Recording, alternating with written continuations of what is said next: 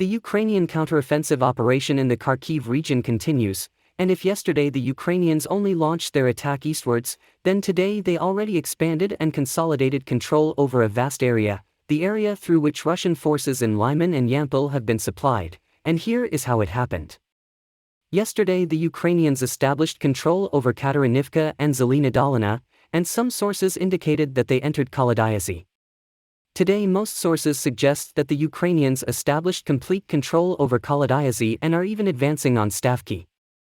The situation around Novoselivka has also been clarified, and it was confirmed that the Ukrainians took Shandryholove and Seredne. This means that the only thing that prevents the Ukrainians from attacking Lyman from the north is just two settlements, Drobysheve and Stavky. The latest news suggests that the fights in Drobysheve, Stavly and Zarichne already take place. What makes the situation for the Russians even worse is that the Ukrainians are also attacking them in the back from Bilohorivka. As you remember, yesterday I mentioned that the northern part of Yampil and the southern part of Zarichne had been attacked. This means that the Russians in Lyman are in an operational encirclement. And of course, technically speaking, they still control the road that leads from Lyman east through Zarichne, but it is under total Ukrainian fire control, so there is no way they can escape unless the Ukrainians allow them to.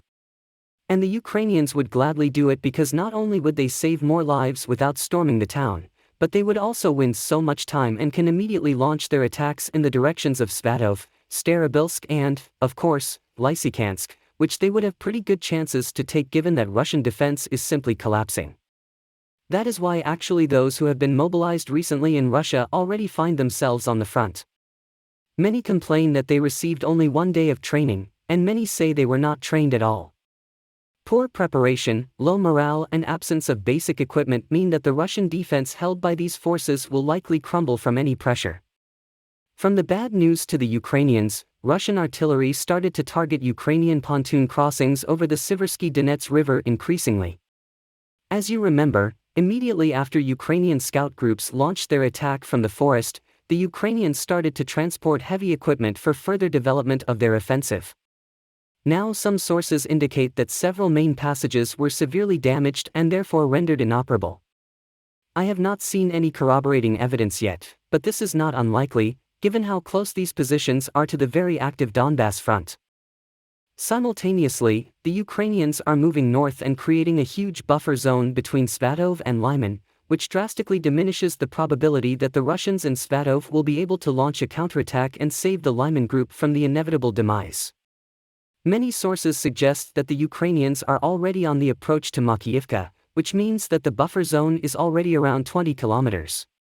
When it comes to the northern part of the front line, as I told you yesterday, the next logical step would be to pierce the front line in the middle to create another cauldron in Borova and force the Russians to retreat from their positions in fear of being surrounded. And this is exactly what the Ukrainians did today. A lot of scout groups have been spotted through the region, indicating that the Ukrainians reached Stepov.